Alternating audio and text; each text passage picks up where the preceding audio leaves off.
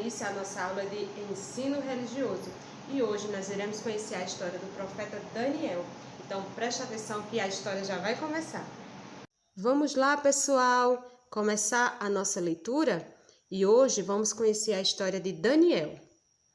Daniel era um jovem de Israel que foi levado cativo para a Babilônia, mas Deus o acompanhava em tudo o que fazia. Por isso, ele foi colocado como príncipe para reinar junto com o rei. Esse rei, gente, esse rei da Babilônia, ele se chamava Nabucodonosor. E esses jovens que ele trazia para o seu reino não era qualquer jovem. Pois é, Daniel, em Israel, ele fazia parte da realeza, tá? Ou seja, ele era príncipe. E o rei, esse Nabucodonosor, ele queria jovens que fossem cultos, inteligentes, que dominassem os vários campos do conhecimento e fossem capacitados para servir no palácio.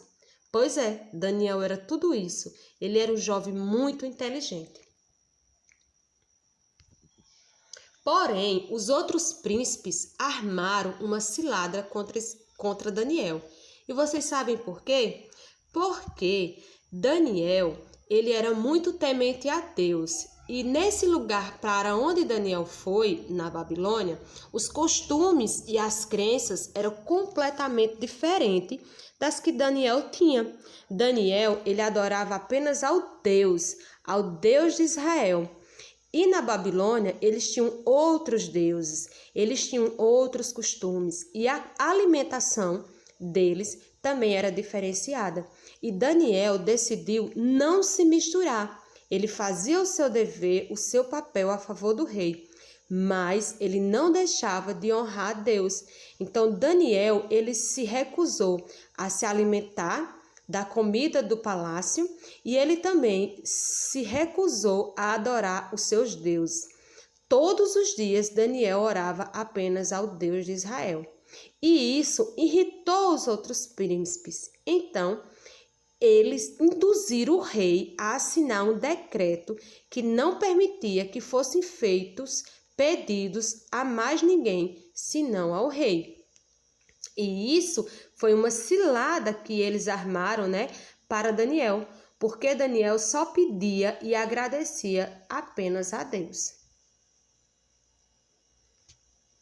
Daniel era muito temente e consagrado a Deus, e 3 vezes ao dia ele fazia orações pedindo para que Deus o abençoasse. Ao ver isso, os homens o denunciaram ao rei.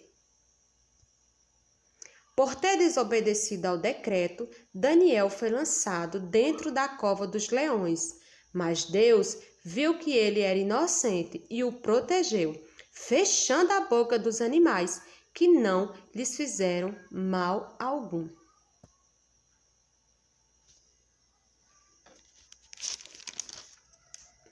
O rei gostava de Daniel, então, na manhã seguinte, foi procurar por ele e o encontrou são e salvo, pois Deus o protegera. Linda a história, pessoal?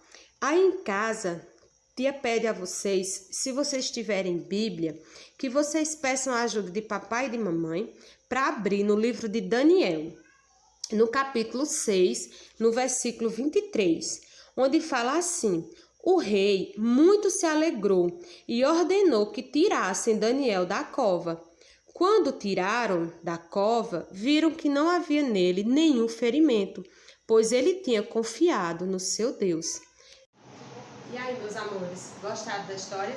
Tenho certeza que vocês adoraram conhecer a história do profeta Daniel.